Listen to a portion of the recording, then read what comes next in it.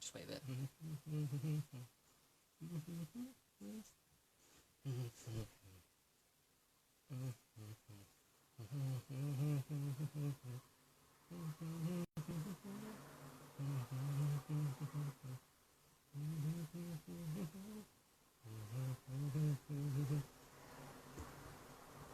Hello guys, just saying to myself before we start. Okay, so thanks for joining me. I appreciate people listening, because I wouldn't do what I'm doing, talking about stuff, if I wasn't for people to listen to. Although I probably would, because I still learn by teaching myself, I guess, talking to myself, but it really does help me on my journey. So, with that being said, yeah, do you know what? It's tempting to, oh, hi Tim, nice to see you here. Good. It's tempting, isn't it, to, I'll just speak for myself, but I feel you guys can relate to this. It's tempting to dismiss sometimes people in our reality that we consider not woke. This involves, I'm assuming I'm talking to a lot of you guys that are soul family, that are black sheep in the family, and feel ostracized a little bit somewhat for who you really are.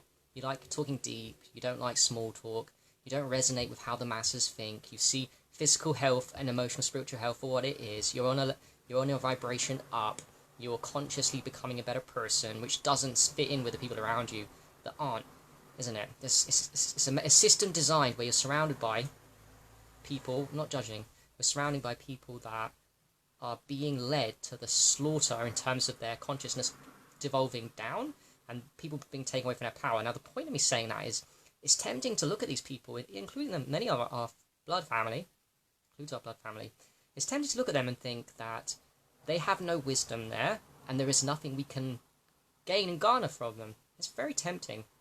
And I've been there. Maybe I'm still there. But I'm a very good learner.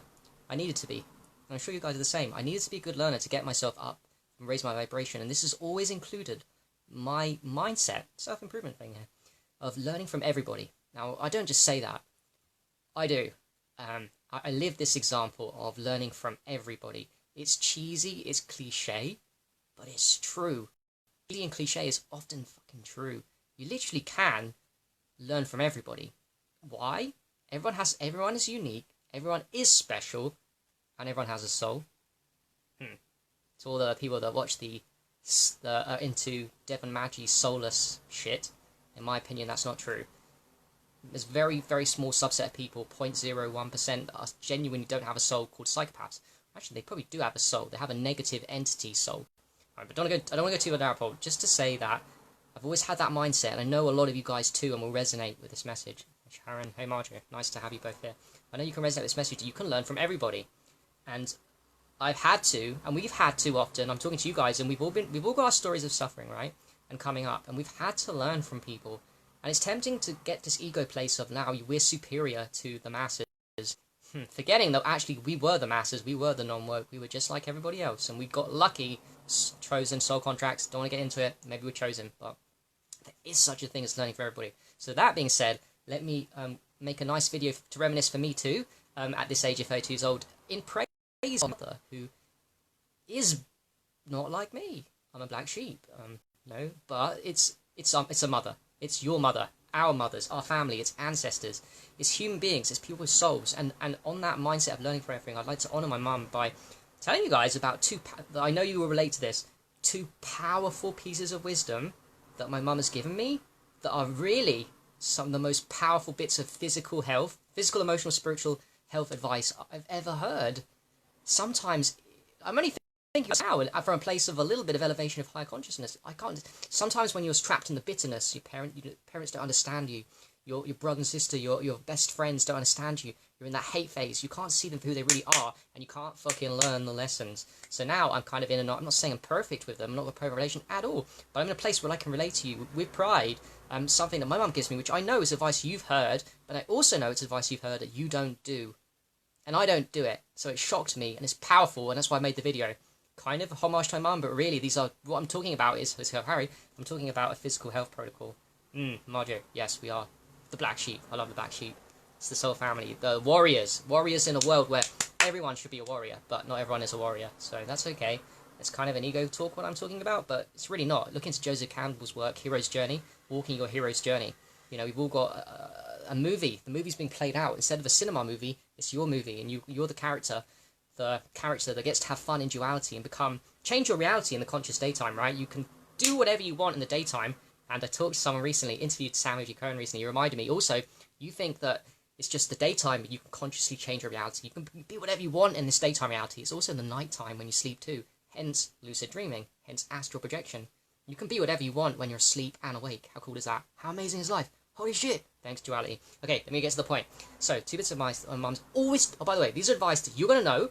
Your mums and dads might have told you this, or your grandmama, I didn't have grandmother was close to me, they were in other countries, but your grandmother, grandfather, no doubt told you this too. You've heard of it, no doubt you've been told it by close members of your family, and no doubt, like me, you probably don't do them, both of them, because it's often the things that sound most simple that we ignore, because we're children.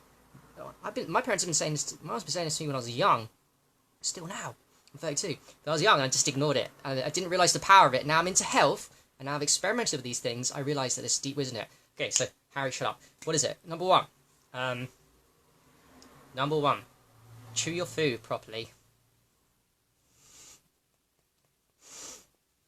And chew your food well. And take your fucking time. And don't rush. Because we all rush. And I'm the worst. We all unconsciously eat our food. Forget about diet and what it is. We all rush. And we all eat our food, if it's solid food, even fruits are solid food. We all eat our food way too quick. There's levels to this. There's levels. Are you eating your food mindfully? Probably not. Are you chewing your food 10 times a chew and really feeling your mouth? Probably not. You eating your food, your version of eating your food too fast? Probably. That's a great piece of advice. Look at Dexter. He was a guy in the 1800s. He invented something called Fletcherism, where he'd get people to eat a sandwich and chew it, like masticate it a lot, and that cured a lot of diseases. When you chew your food properly, you don't get problems. You don't get acidity, even if the food is acid. If you chew your food really good, you won't get no problems.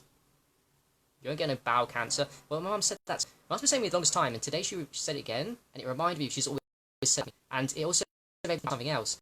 We have a lot of it in the UK. Bowel cancer is very high. It's one of the top 4 or 5 cancers in the UK. I'm not sure about Americans. Maybe there's a lot of Americans I know watch my stuff. You guys are from America, so maybe too the bowel cancer is big for you. But I just thought in my head as well, obvious, but sometimes the obvious misses us. God, maybe the reason why people get bowel cancer so much is because they don't chew their food properly for a lifetime. Yes, and every other disease, because it's all tied together. Like, it's true. If you chew your food properly, wow, what a great piece of advice. I mean, that's deep. No, and I don't do it still. I do it as an experiment for a few weeks and notice the difference and get off it. I need to do better. I need to work on myself harder. So that's all right. But I'm, there is such a thing as,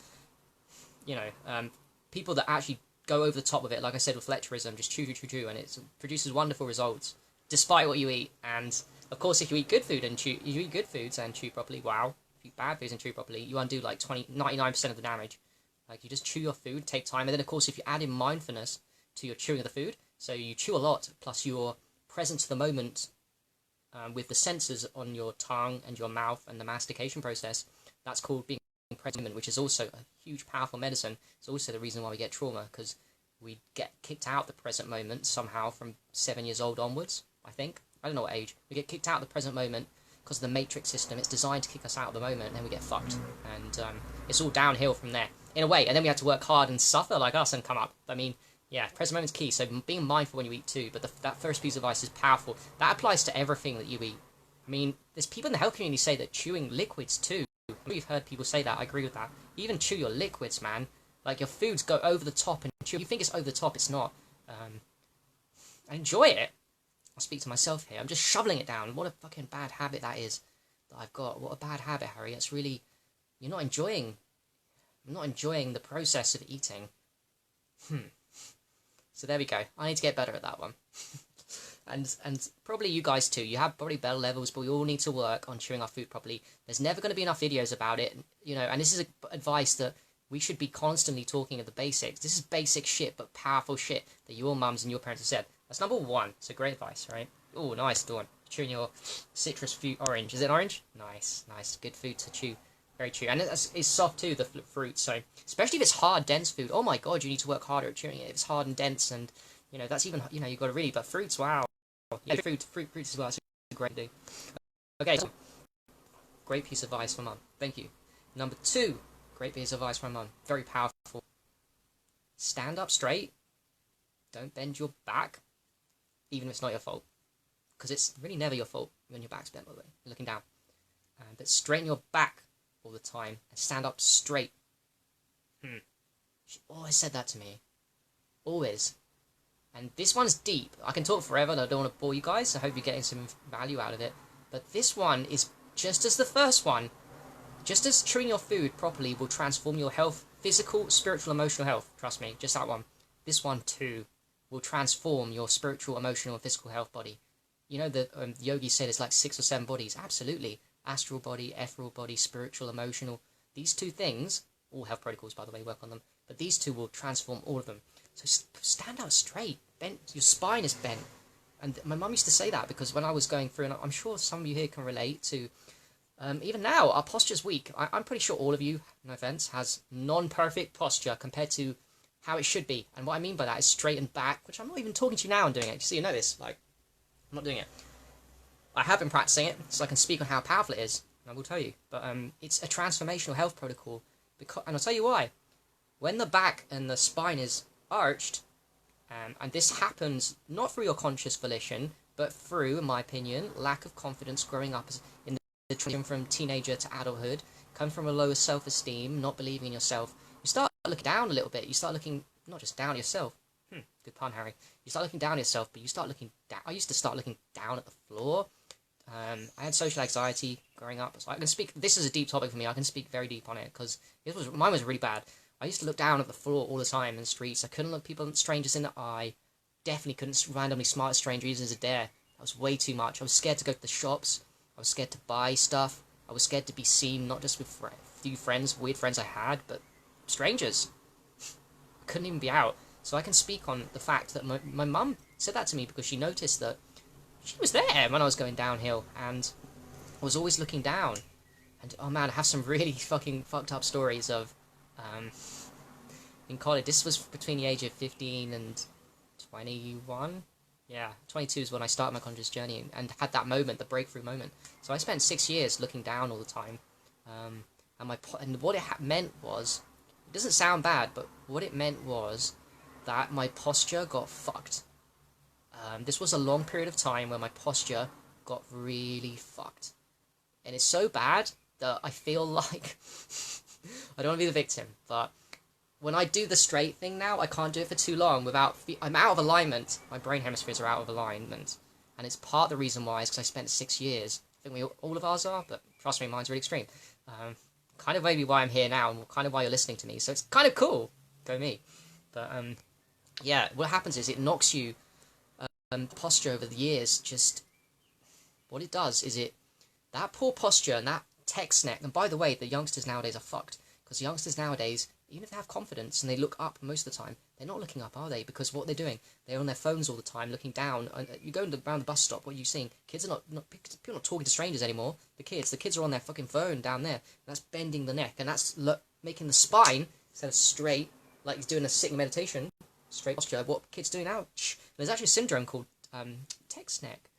Text neck is very serious, and what text is they're taking skeletal X-rays of kids. And because they're on their phone so much down, looking down all the time in the day, they're actually becoming like I was, like damaged, and am now, and you guys probably are, like damaged. Our spine is not straight.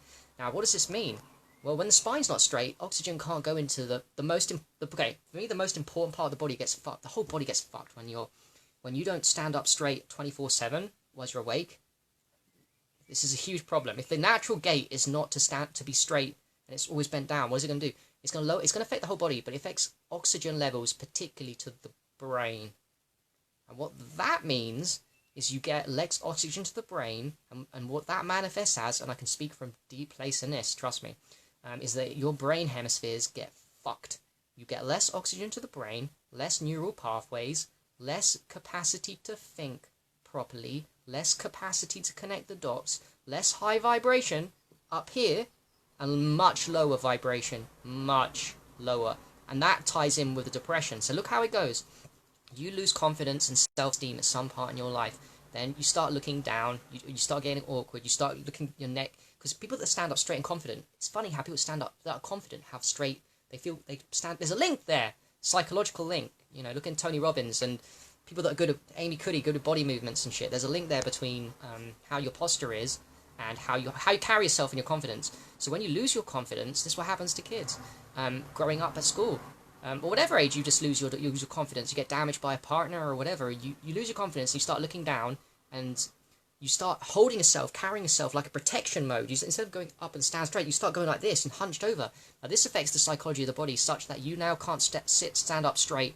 You can't stand, you're permanently in a position, if you do it long enough, you stay here long enough, and you guys can relate to being in the darkness for a long time. I know you can.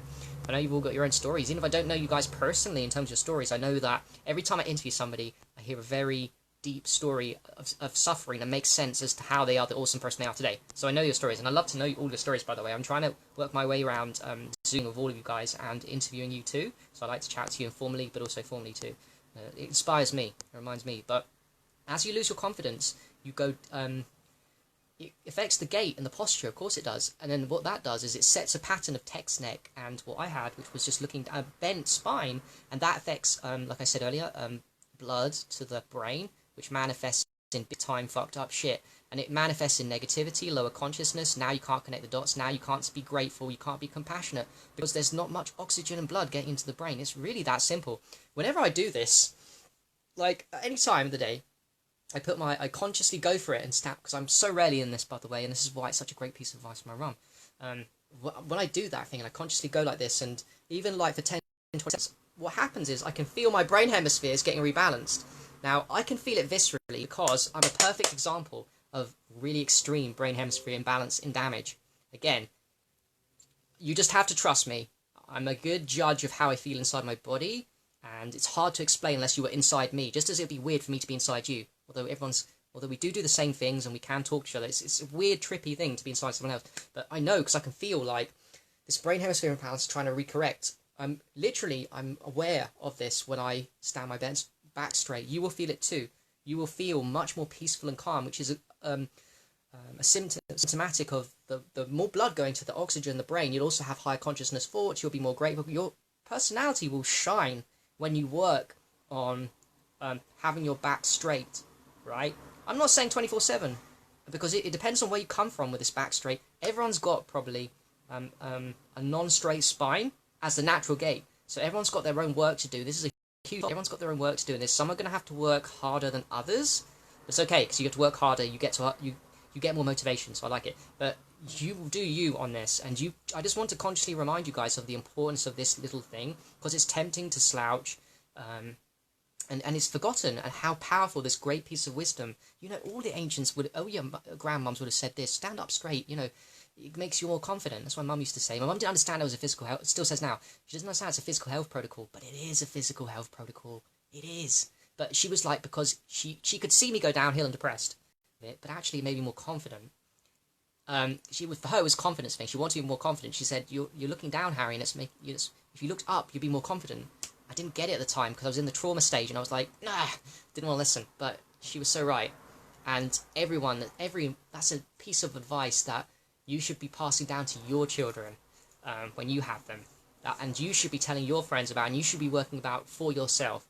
I mean, maybe you are an person who has a nice straight spine. Well done you, one of the lucky few.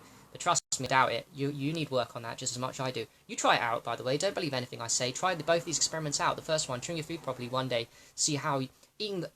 You have to do like... Don't do anything too different with your diet. And then do the experiment. Chew your food properly a lot. Maybe 1 day, 2 days in a row. See how you feel. Don't change your diet, though. Don't change your food pattern so you know the difference. So you can feel out the difference. Huge difference. Number 2, try out the... Oh, I'm conscious now of my spine. I'm conscious of the fact that I might not be bent like this, but I'm not properly straightened out. That's why we meditation. What do you do in meditation? I always recommend in meditation, spine up straight, right? Always. Why? Because it puts more oxygen to the brain, and the brain is where the meditation happens, right? The brain. And the meditation is the brain that happens. It goes from beta to alpha to delta. So let me just read some questions. And I think I've covered it. Two really huge things that I've talked about. I think I've talked about them before, maybe 2-3 years ago, and I'm going circles and I'm coming around again. And so I'm going to come back on them, definitely. Yes, Margot, everyone feels so much better when they have their spine straight. It's such a key element of health. It's basics, absolute basics. You transform your health, no doubt. Just put in the effort and do it, like even just 5-10 minutes a day. I mean, I'm taking it to a little bit more extreme levels than most people, but that's okay. You know, it's very powerful. And I've got more work to do, like I said. Yeah. Yes, well, there we go, Tim. If you can remind yourself to do it, nice one. It makes a huge difference. Even around people sometimes, when I'm in moments that people I don't know, you know, there's uncomfortable moments because I'm an introvert. I'll be tempted to sink in. And at those moments, you don't want to be, when you're introverted and you want to be kind of outgoing and social and your best self around people you don't know and you feel uncomfortable. Everyone goes to that stage a little bit, right? At the beginning with new people. Yeah, you should, at those moments, you shouldn't be hunching in. You should, like, consciously just, don't be embarrassed. That's another thing I've got to get to. It's important. Don't be embarrassed about going over the top and standing up straight and it looks weird to other people. Because it's a health thing. It's not confidence, arrogant ego thing. It's a health thing, right, at the end of the day. So, yes. Oh, okay, Tim. Thanks, Margot, for your watching. Whoever's watching as well. That's commented. Thank you very much. Yeah, I appreciate it. And Tim, yes, I will read that book. I need so many books to... That looks a good... I've never had a book on posture alone, so I'm definitely going to check that out. That was it. Thank you very much for joining me. And a 1-2 lesson from the Ancient for the Wisdoms. Can I just repeat that, what I said at the beginning, that let's not get into this attitude and groove that we can't learn from everybody. I even see some high consciousness people, and I'm not going to name people, I don't like that, but there's not some high consciousness vibe people in the health community that even I look up to too, that I know in their heart they don't have that mindset that I kind of do. Like, I literally learn from everybody, and I don't verbally say it to people sometimes, but I know that my brain is working like that. I know that I'm like, okay, and this includes, like I said at the beginning, people of the Matrix. Everybody has a soul, and everyone is beautiful, everyone has something special, and everyone has wisdom for you. Everybody has wisdom for you. It's a mindset thing. When you put yourself to the thing, look, I'm here to grow, I live in duality, I'm here to become a higher consciousness, best version of myself, as fast as possible, and get shit done in this life, and really become healthy and happy. With that mindset must come that I learn from everybody, all the time. I am not above anyone, I learn from everyone. I want to come, maybe I want to compete, but I want to compete with myself. But I do learn from everyone, and people will pick up on that. When you learn from everybody, people pick up on that, and people will like you when you learn from everybody, because you're learning from them, man. Because when you learn from somebody, consciously, unconsciously, and they'll sense that, and they'll be like, wow, I can tell this guy's learning from me. How cool is that? That's honoring somebody. Even a person of the Matrix, that's called honoring somebody. Wow, I'm learning from somebody. How amazing is that? I could cry over that shit. I had a moment there. I thought, no, better not. Okay, so peace, thanks, and I really appreciate you guys. Have a lovely day. It's so sunny out there right now. I've just been out for 2-3 hours, and I'm actually there's nothing on underneath, so I'm naked in my room. It's all good though. All right, peace.